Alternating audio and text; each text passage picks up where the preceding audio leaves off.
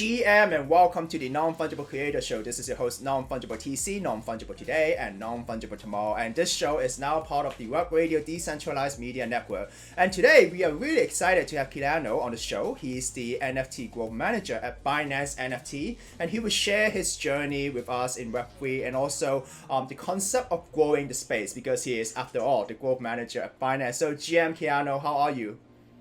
Yeah, GM. Yeah, doing awesome. Thank you for having me. It's a pretty good day here where I am. It's 5 in the afternoon. I've been out with my dog for a walk before joining you. So, refreshed and feeling ready. Awesome. Definitely a great GM, and thank you for being here. And I know that you do have a very interesting story before you entered the Web3 space. So I was just wondering if you can share more, because I know you hosted music events, you kind of tried becoming a content creator, you can see the really nice setup that you have. So can you share more about yourself before entering to Web3? Yeah, for sure. Yeah. So, I'm a bit older than you. I think I'm 36 now, turning 37 in 1 month, basically. So, I've been around the block and, my journey in Web2 or life basically started, let's say, after uni. I'm from France originally, and I moved to the UK at 22 because I wanted to do like some private school in France, and it was 2008, which, as some of us know, it was the recession time. So I couldn't get the loan to do the school I wanted to do. So I had to take a gap year. And then I thought, well, why not go to England to learn English because I didn't speak English at the time. So I moved to England in November 2008. And, for me, the best way at the time to learn English was either to work in hospitality or to work in retail. And I didn't really want to work in hospitality because it's like really late shifts, and I didn't want to work too late. So I thought, let me work in retail, in shops. And the reason for that is because it was going to force me to be exposed to people all day, and it would force me to speak English rather than trying to be in some office job where you can maybe kind of get away with it, right? So I found a job really quickly, and I started working in a shoe shop, actually. So, it really helped me a lot because it helped me develop my confidence to speak to anyone about anything, because when you start, when you're trying to sell anything, you have to build a rapport, with your potential customer, not just say, hey, what size do you want for the shoe? And then the till is down there, right? You have to, it's a selling job. So you have to really build your presence, and how you handle conversation, drawbacks, etc. So that was like a really, really good experience. By the way, anyone who is in the early 20s, I would highly recommend you to spend 3 to 6 months working in retail. It's honestly the best human experience you can do. It builds your confidence, your ability to speak to people. And yeah, it's a fantastic opportunity. You just also end up treating people a lot better because you realize that you can be sometimes the not so nice one to people working in shops. So that's just a personal thing. And then, so when I was working in this shoe shop, I moved to one of my coworkers had a place basically not far from where we used to work. And she said, do you have a room? And I said, yeah. I mean, she had a room basically for rent. So I moved there, and her cousin plus the cousin's best friend, who were living in the same building, were both DJs. So that's how I got into music. They basically said, hey, you're a DJ. We are DJs. Do you want to come out with us on Saturday? We've got a gig. And, if you want to come down, just come down. And I said, yeah, okay, sure. Why not? And it's a funny story. It's a true story, right? So hopefully nobody get offended. These two guys, they're both black. And they said, okay, what we're going to do, you're the white guy. You're going to go to the manager and say, you want our money. Because you're our manager, so you're going to collect our pay for the gig. And so I went to the manager and I said, hey, I'm the manager of X and Y, X and Z. Can I get the money for their gig? The manager just gave me the money on the spot. And I came back to them and I said, yeah, that's it. Here we go. And they were like, dude, this always takes us like half an hour to get our money. We always have to chase this guy. And you're coming back with us next week, and that's how I got started in my music career, really out of nothing. I quickly understood when I was going out with these guys, I was looking at the crowd, and, I know how much people had to pay to get inside the club. At the time, it was like £20 or £15, the pretty average price to get into a club. And I was like, well, there was like 300 people in here, you know. So do the quick math. It's like £4,000 or £5,000 that the guy is taking for organizing the party, and he's paying my guys £200 or £300. So like it doesn't add up to me, you know. So I said to the guys, okay, guys, we're gonna start making our own club nights as well, and that's how became a promoter. Just trying to understand where the opportunity was, you know. So long story short, we started running our first club night, and I was always into, you know, two things for me was very clear that I had to focus on was having a great visual brand and having like great customer service, if you want to call it, for a club night, right? So I made sure we always had like, you know, professional designer making our videos, our flyers, etc. So we really had a pretty good branding, I would say. And then we tried to really create the best atmosphere for our people in the club, you know. So we ended up selling out like a lot of events, and I did that for quite a few years. And like along the way, I was very much into personal development, you know, always trying to build myself to increase my knowledge and my understanding of the world. I was studying psychology in university as well, by the way. So I just didn't mention that before, but you know, I started having a coach for myself, just to improve and achieve my goals and become a better version of myself. And over time, I started coaching as well because I was really into helping others. You know, it's one thing I genuinely enjoy in life. So I did a bit of life coaching for a few years, and you know, like still as a side story. So I did life coaching for a few years. But you know, when I was doing the parties, I was actually one of the first promoters in London to use Facebook ads. So if anyone knows, like when you see a sponsored post on Facebook, it means it's an ad technically. So someone is paying to get this post on your timeline. And I was one of the first promoters to use Facebook ads in 2013, I think. So that's a long time ago now. And we sold out so many events because I was using Facebook ads and Instagram ads, etc.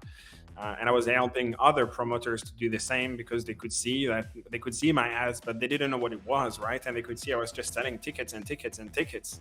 So I started helping out a few others, both from like, you know, coaching and then like helping out with branding and, you know, increasing your business for small businesses or like, you know, single people business like coaches, personal trainers, etc. And then I quickly I reached kind of a ceiling, if you could say, because you know you're only one person, so you can only do so much when you are selling your time, unless you're selling a product or a service. I mean, like a scalable service, you know.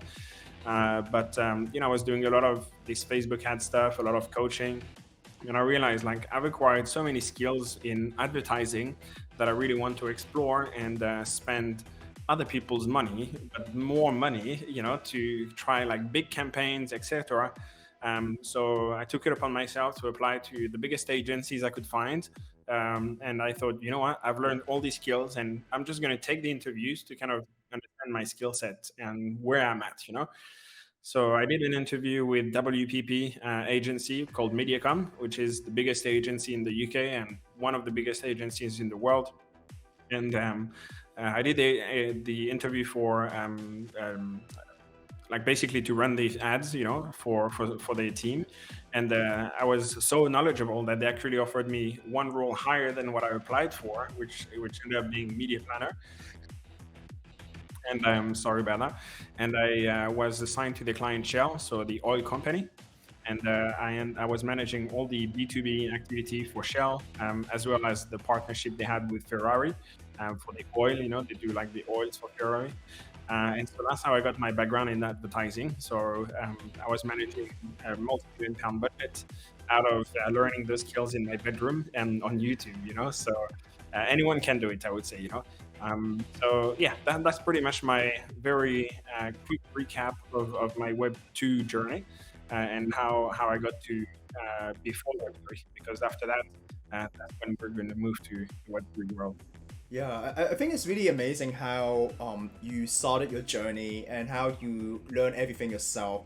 And because I was reading your Instagram, it was not all butterflies and rainbows, right, in the beginning. It was not easy to sell out tickets. But with the with technology, you were able to use Facebook ads to help sell out a lot of tickets, right? So it's really interesting how right now you are in an industry which is a technology industry, to be honest, like as NFTs, digital asset, it is related to technology, and how you are using technology to try to achieve something else, right? Which is kind of like growing a market or growing an industry. So as currently you are now the NFT, like you are at Binance NFT as the growth manager, right? So how do you land in that job?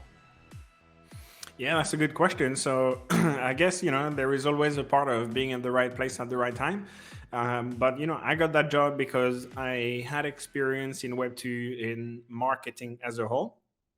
And I also had some experience in Web3 as well. So, before working at Binance, I was also working in Web3 at the place called Compass, which is effectively an NFT analytic tool for pro traders, where you can snipe NFTs, you can have alerts, etc. And it's an aggregator. So there is like OpenSea, LooksRare, Blur, SudoSwap, etc. So you can use all the different platforms.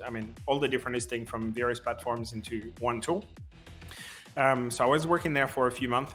They ended up not going bust, but kind of trimming down the team because of the market. So they wanted to extend the runway. So they said, well, we have to get rid of people, basically. And you're the highest paid one, so you're going first, my friend. But yeah, so I was working in this place, and I can go into how I got this job because that's kind of how I got my first NFT Web3 paid job. But just to respond to the question first, so I was working for this aggregator / analytic tool. And I had a pretty big experience in Web2 in marketing, managing like pretty big budgets for big clients, etc. So, I feel like when I applied at Binance, for me, the interview was like genuinely, I don't want to sound like big-headed, but the interview was very easy, and it was a long process. It was 6 different interviews with all different people from the team. And I realized when I was doing this interview that, damn, like I know so much about NFTs, and I also have a pretty extensive background in marketing. So that was kind of like, a match made in heaven.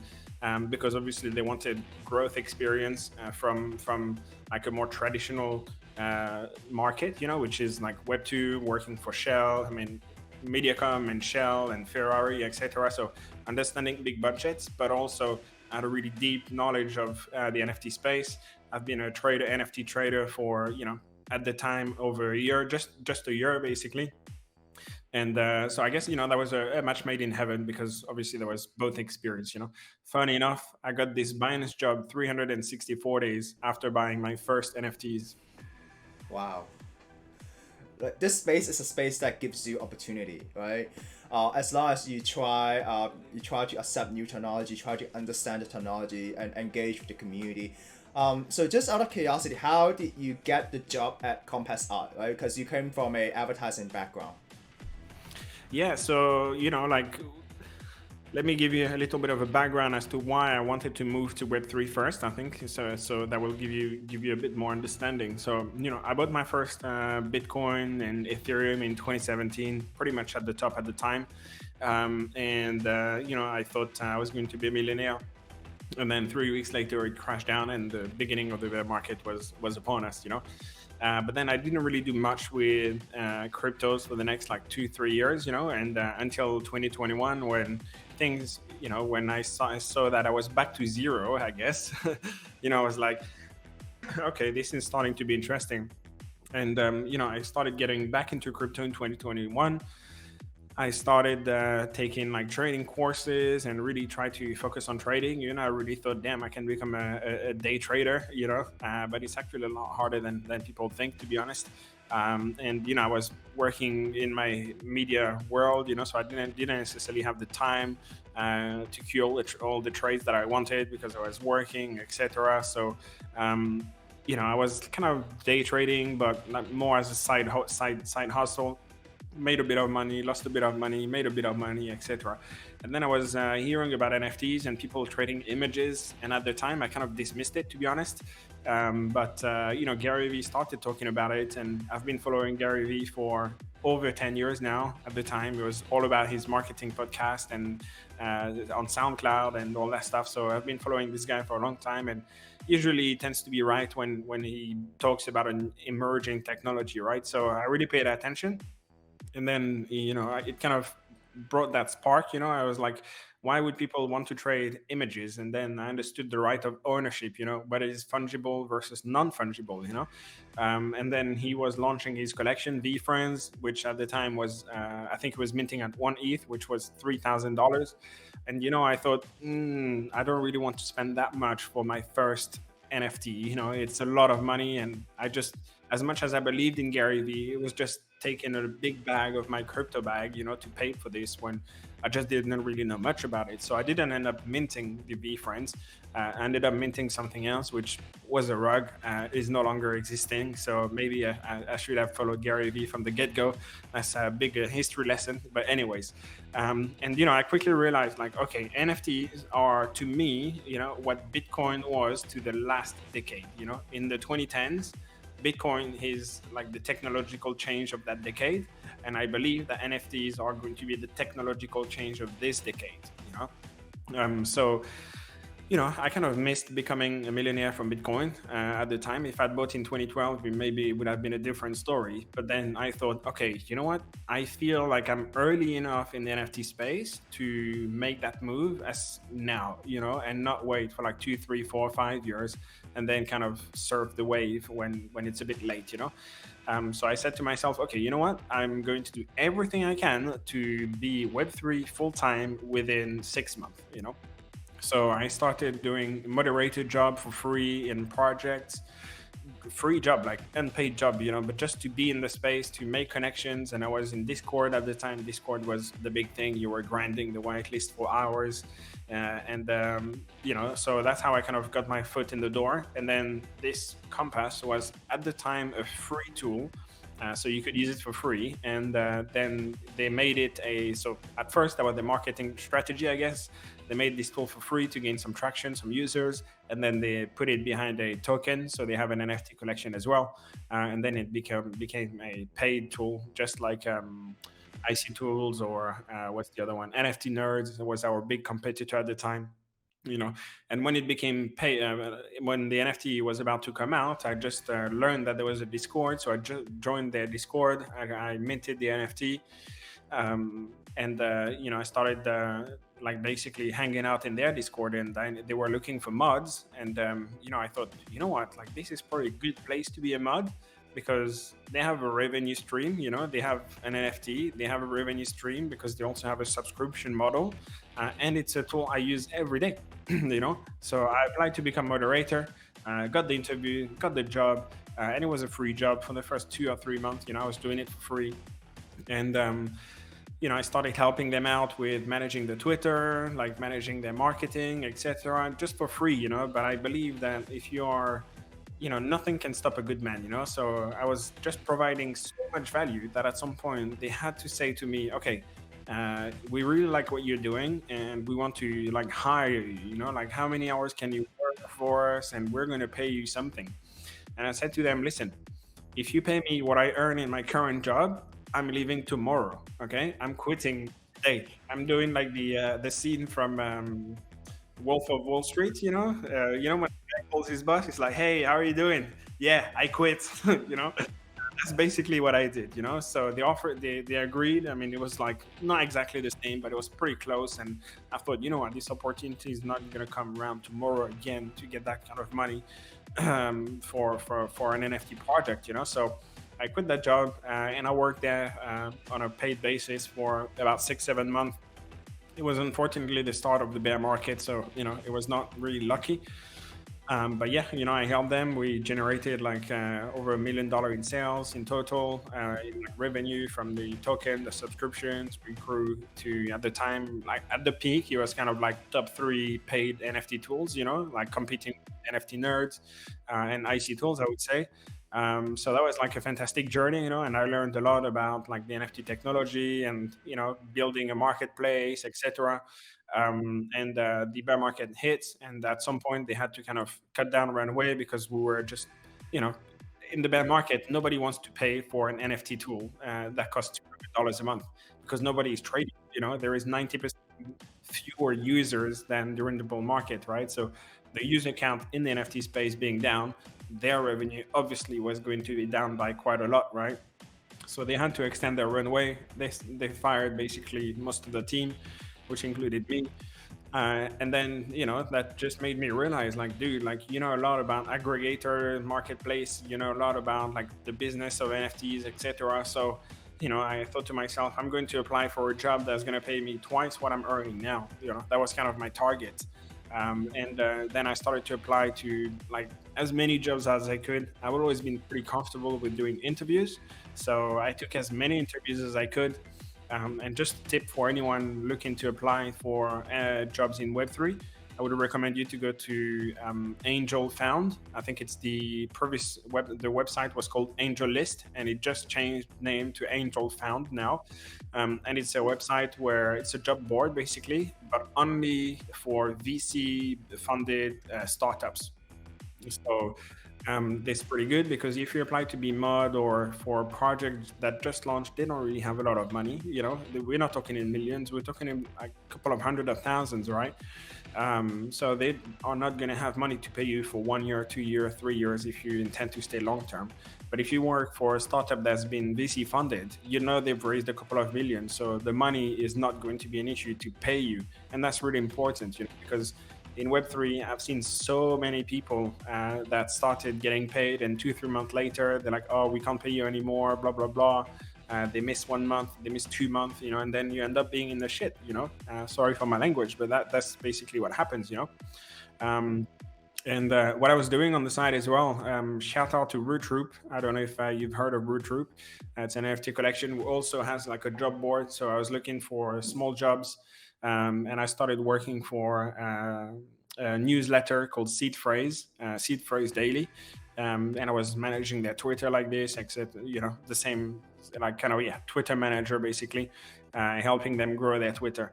And then I was applying for a lot of jobs, Binance being one of them. I actually found Binance on LinkedIn, by the way. But I found a lot of interviews through this Angel List website.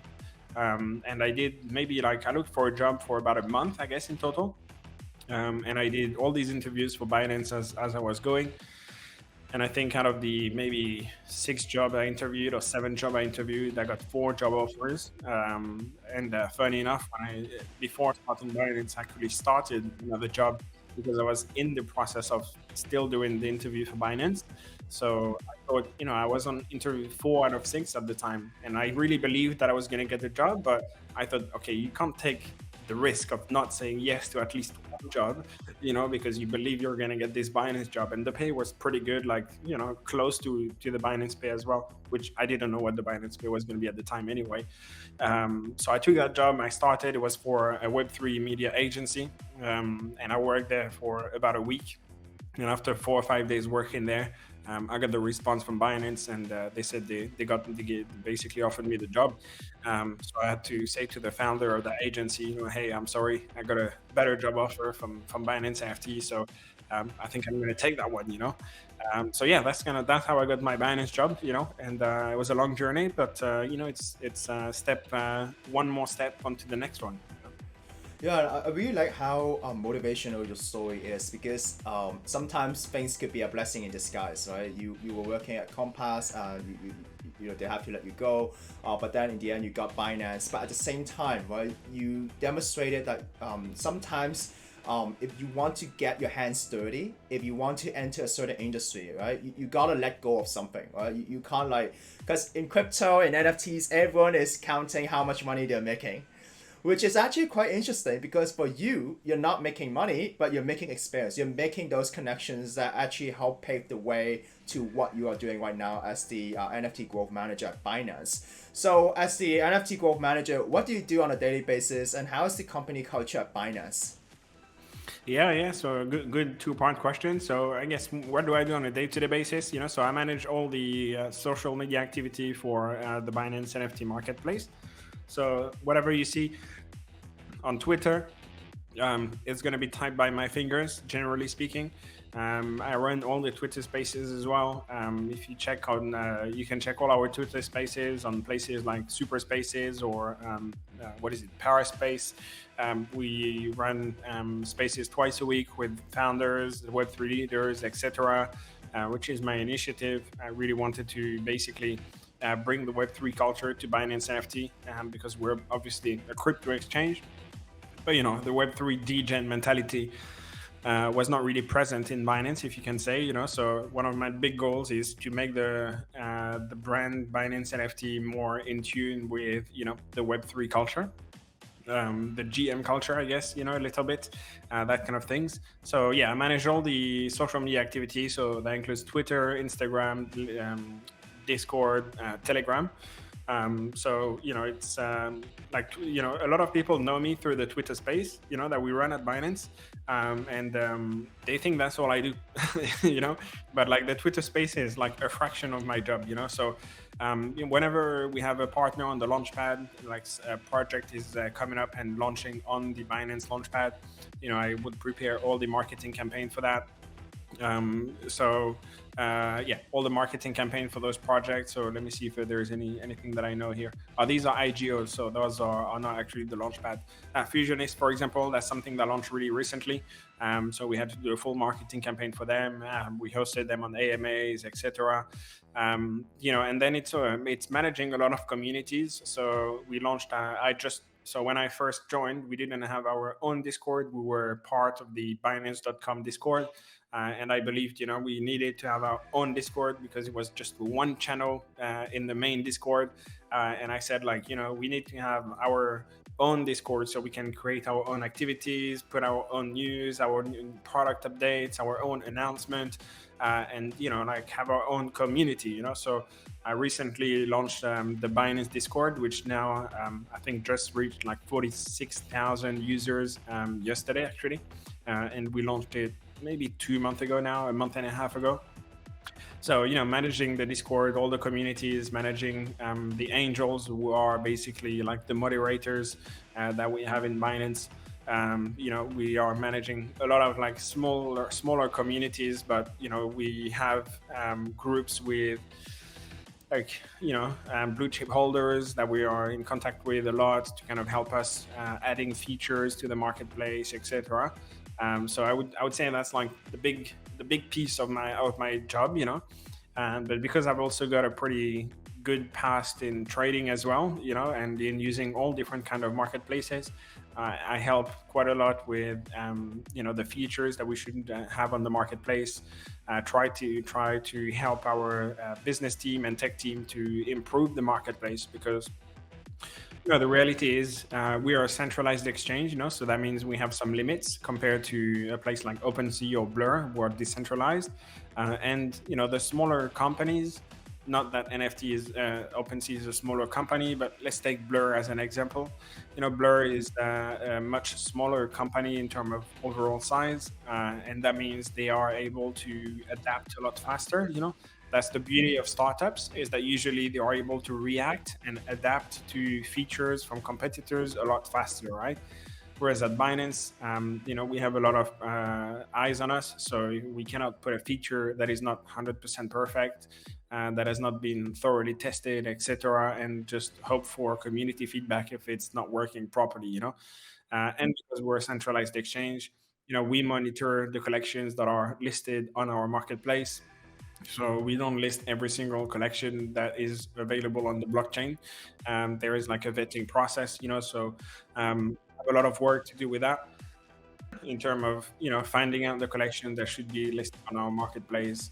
So for example, Utes just migrated to Polygon last week, so we're now listing Utes on our marketplace, and it doesn't just happen because the blockchain has Utes on Polygon. We have a bit more checks to do than a place like OpenSea. We would just list whatever contract is available on Polygon, and then there's a lot of community management and basic marketing campaign preparation and execution. That's the long story short. Yeah, I can see that besides marketing, you're kind of like product managing as well, because you're talking about new features, you're sharing with the team. And I was just gonna say that I'm actually an OG in your Discord.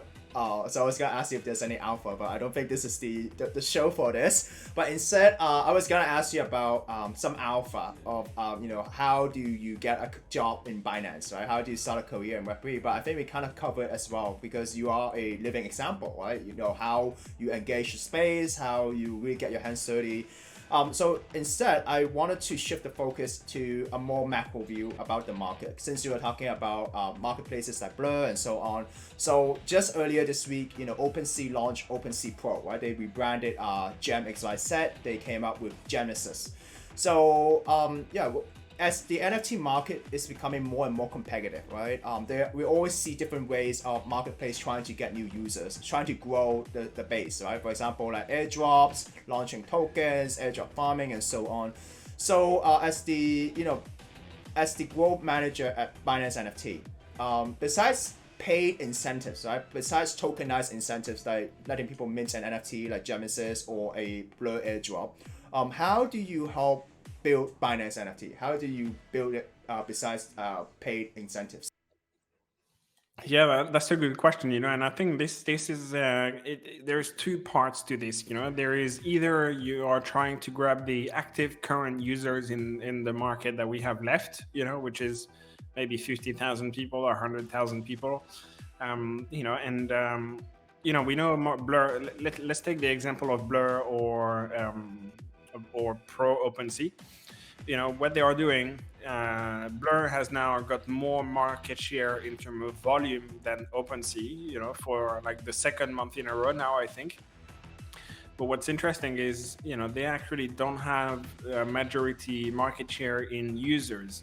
They have the majority market share in volume, which is very misleading because now everybody's saying, well, it's everything is happening on Blur, and that's true. Most of the time the floor is going to be on Blur. What is their strategy to grow is to be cheaper than the competitors. They started with 0% marketplace, 0% royalty fee. They were ignoring royalty fees. So, for a trader, if you're actively trading NFTs, you're going to be trading on the place that has the lowest fees, So that is one strategy to grow your own marketplace without necessarily growing the overall ecosystem, right? You're trying to steal current active users from other marketplaces, okay? So they've done that by having basically lower fees or no fees compared to other marketplaces. And when they did that, we saw that other marketplaces had to kind of go along with it, and we now see the marketplace fees have reduced or are now at zero for almost everyone, right? But when you think about it, OpenSea was at 2.5% fees, for trading fees. That's enormous, realistically, because if you are trading cryptos or stocks at 2.5% fee, nobody would want to buy them because it's actually a lot, 2.5% plus your royalty fee. If if you have a 10%, like 7.5% collection fee and 2.5% trading fee, that's 10%, right? That means if everybody buys an NFT, the market needs to grow 10% for anyone to break even, and that's just not sustainable, because then on the next round of buyers, they need to sell 10% higher just to break even, not including gas fee, right? So that's just not very sustainable, right? So that's why Blur came in and did the zero trading fee, royalty fee. So they haven't grown the ecosystem. They have grown their user base, but they have just stolen users from other marketplaces, okay? Now, the second thing they've done is obviously the Blur token or the packages at the time, and that's promised that if you're trading with us, you're going to get rewards and you're going to get, hopefully something at the end of it. And that's still not really growing the overall ecosystem, right? It's still just growing people who want to farm the Blur token. And that's exactly what we saw. Now the volume on Blur is way higher, but we know it's just people farming the Blur token. It's not actually increasing the overall user count because, if you check user count, daily active users, we haven't actually increased the daily active users over the last 6 months. We've actually decreased it, but we have seen an increase in volume because of the Blur token. So it's two very different stories, so that's what Blur is trying to do to grow their own market share. But what we're trying to do at Binance, is a little bit different because we don't have a Blur token or Binance token that people can farm like this. And I think what we are focusing on instead is trying to bring Web 2 to Web 3, and by doing like big partnerships, And I think, for example, a few months ago, we had Cristiano Ronaldo launching his NFT collection on Binance NFT, and that was exclusive to Binance NFT. And that campaign generated over 200,000 new users that registered to Binance.com, and when you think about it, that's a lot, because if you check on Blur, I checked it like a week ago or so, they've had about 150,000 total active total traders using their marketplace. So yes, they have most of the volume right now, but they haven't got a lot of users actually, right? And for us, doing one campaign with Cristiano Ronaldo actually generated more signups to Binance who had to KYC than Blur has had over the lifetime so far, So, the numbers can be very easy to manipulate and make it look good one way or make it look bad on the other, right? And what Binance is doing, we have a very big name, we have a big brand, and we have our own BNB token, which, has way more liquidity than Blur token right now, So for us, we're focusing on bringing the best brands possible into Web3 by doing the biggest partnerships possible, And obviously, the bear market, it's not easy to get big partnerships, or Web2 brands are a bit cold feet, But I think that is for us, going to be the main strategy that we're focusing on, because we are not the best marketplace for pro traders. We know that, Blur is a startup, so they are adapting really fast and they are making changes to whatever the community wants. And when I mean the community, I'm talking about like the 100,000 active users, But funny enough, when you talk about Blur volume, you know that 300 wallets are actually generating 50% of the total volume. Something like 20 wallets are doing 15% of the total volume. So, it's big traders like Mackie or Franklin were generating most of the volume, right? Because they're just farming the airdrop. And, we know we are not going to be able to rival a place like Blur in terms of features, because, that's just not what Binance is really trying to do. We're trying to do more something that is user-friendly interface, rather than for the pro interface that will be appealing to the masses, But a really interesting thing, actually, that Pacman, the founder of Blur, said on a Twitter space with DGod last week, and I think he had a really good point. He talked about market makers, and in crypto or in NFTs, market makers are people like Franklin or Mackie, are generating like an insane amount of volume on their own, right? And when those people, we need those people in the NFT space or in the crypto space, because they are going to be a very loud voice, right? And then when those people are making enough noise for long enough, the masses are going to catch up on what they're doing and is going to want to be involved, And I think that's strategy for Blur. They're looking to reward those big farmers, really big, and then they know that over time, some people are going to hear about Blur and are going to test it out, and if it's good enough, then the product is good enough. Then they will stay and keep using Blur, right? So, we are more looking to please the masses with an easy interface, reputable project launching on Binance NFT. We've had partnerships with Cristiano Ronaldo, Mike Tyson, Manny Pacquiao, just to name a few of the celebrities, like the famous people, I guess, that we have helped launch their Web3 projects, I guess that's kind of a long-winded answer, but hopefully that makes some sense. It does. I think it's really insightful because sometimes people tend to lose the focus that the NFT market must be Ethereum, right? Because you also have BNB chain and you have NFTs on the BNB chain, which I think you guys are launching these NFTs that you were just mentioning. And it is very insightful to see that there is a big player in the space trying to get big brands into NFTs, because that is where the value comes from, right? The value of branding, the value of the celebrity endorsement that you just mentioned, which I think is very insightful.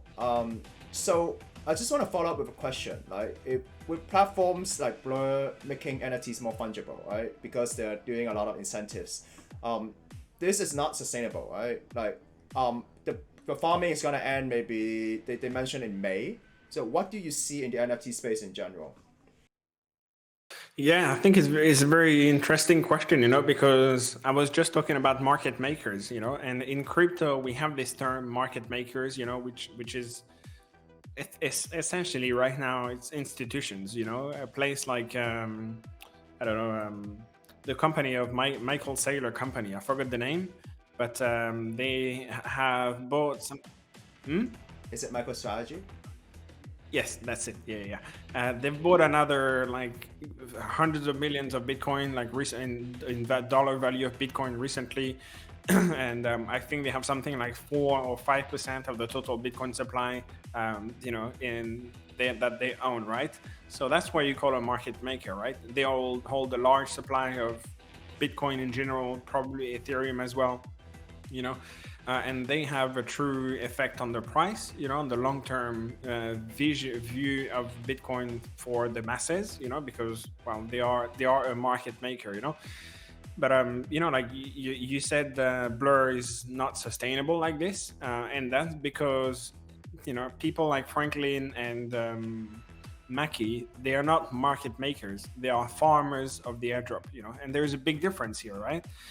Because they are actually only trading and effectively either wash trading or even losing money. We know that Mackie has lost over 4,000 Ethereum, not including gas fee, since the Blur token started. But all he's doing is farming the Blur token in the hope that it's going to compensate his losses, that he's taken, and he's taken some big losses. So I think it's going to be very interesting to see how that goes after the token kind of drops, and the big question is, what is the utility of this token, right? Because if you're just farming something that is going to be sold and is never really bought because it doesn't have a use case, then it's going to dwindle down over time, and the value of the Blur token is going to diminish, right? So I think it's a tricky position. Like, so far Blur have been extremely smart and extremely good at what they've been doing. So I think they are not stupid. Like the Pac-Man, the founder, he sounds like a very smart guy. He went to MIT. He has like a really solid background. So, it's going to be interesting. Clearly, if the Blur token stops right now and there's nothing coming after that, then, it's going down to not zero, but it's definitely going down, right? But, so far they've come up with ingenious plans and they've come up with great ideas. And there is an argument to say that the more we can make NFTs fungible in a way, the better it is for the market, right? Because we know that, like, I don't know if you saw, but someone sold something like 70 Bored Apes and the floor barely moved, right? But if you try to do this only selling on Binance or on OpenSea, first of all, unless you accept offers, it's going to take you a long time, and you're going to have to put everything on the floor. And a standard day before Blur would see maybe 10, 15, or 20 sales on the Bored Ape collection, right? So if you're just putting everything at floor and people are buying only your tokens for the next 3 days, then maybe you can sell. But people are going to undercut you, and then it's a race to the bottom, right? So they are doing something. I think they're doing something fantastic for the NFT space by creating this liquidity pool. But the only question to see is, how is that going to be sustainable past the current, like, is season 2, I think, right now. That's what it's called. And they've put a token out, so I would expect that token to have some sort of utility in the future, because right now it's just a liquidity exit. People are just dumping the token and hopefully going to and getting cash out of it. But we know the token at some point. I mean, I don't know the price of it, but when I got my airdrop, when I got my Blur packages, I didn't even sell it right away. I sold it like 3 weeks later, and it was like down 50% compared to when I first claimed my packages. So right now, as you're right, it's not sustainable to just have the Blur farming. But they have been smart, so I'm quite interested to see what comes out. For the next season, because I know for sure they have a plan. They've so far been very innovative. So kudos to them. They've done something that I think is great. And one thing that a lot of people say, is negative or Blur killed the market, etc. Well, I don't agree with that, because if there is a collection with no volume and everything is listed at 40 ETH, but no one is buying, yes, your collection is 40 ETH floor price, but no one is buying. So there is no liquidity to even exit at that price, right?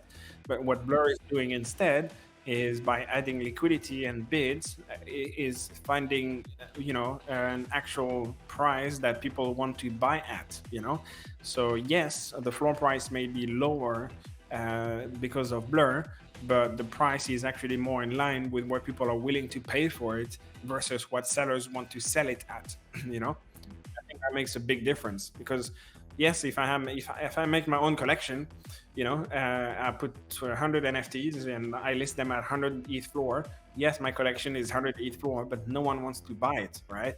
But if bids start to come in and the bids are 1 ETH floor, and then I will say, oh, Blur killed my floor price. It was 100 ETH and now it's 1 ETH, but now people are trading it. So isn't that better than having an illiquid market with 100 ETH floor, or actually a liquid market with a 1 ETH floor that people are actually valuing at the right price to buy, rather than just focusing on the seller's price? I really like how you have this analogy of different marketplace play a different role. Right? Blur has its own role to play in the ecosystem, and then for Binance, Binance NFT, it has another role to play to bring in more adoption with a lot of partnerships and so on. So as we near the end of this interview, I was just wondering if there's anything that do you have any final thoughts or advice for people listening to this show? Yeah, a lot of people slide in my DM asking me, like, how did I get the job at Binance, or can they jump in Twitter Space with me, for example, or etc. And I just want to say to people, we have been in the NFT space for like a year, for example, or 2 years now.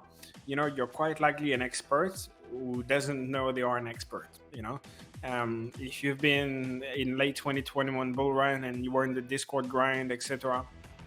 Like, my best advice for anyone in Web3 right now is to create their own brand, make some content, just like you are doing, or just like people like NFT gods are doing, putting some tweets, putting some newsletters, etc. And you are quite likely an expert already, because you have more knowledge than 90% of the people if you've been here for a year. You just need some belief and realizing that, hey, maybe I have a lot of knowledge about Web3 that some people are willing to pay for, and if you have some skills in Web 2 that you feel can be transferable to Web 3, like, that's all I had. I had Web 2 skills, I had a bit of experience in Web 3, and that got me to landing a job at Binance, which is fantastic on the CV, right? Like, I couldn't really ask for better for my CV. So yeah, like, go for it. Believe in yourself. You probably have more skills than you think.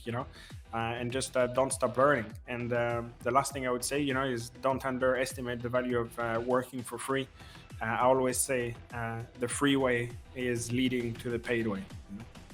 Wow, thank you so much, Kelano. Thank you so much for this insight. And I'm glad that you everything turned out great, right? And the freeway ended up with the payway. So for those of you who are watching, feel free to like and subscribe. Kelano's Twitter links and so on is in the description below. So remember to follow him as well to show your support, and follow Binance NFT to see. Okay, this is not a paid show or anything, but do follow them and to see what other partnerships they have in the near future. Check out the Twitter Spaces, because every time when you participate in this space, you learn something new, and who knows how you can use that knowledge. So thank you so much, Kelano, and thank you so much. Bye. Thank you. Have a good day, and thank you for having me. It was a great opportunity. Bye-bye.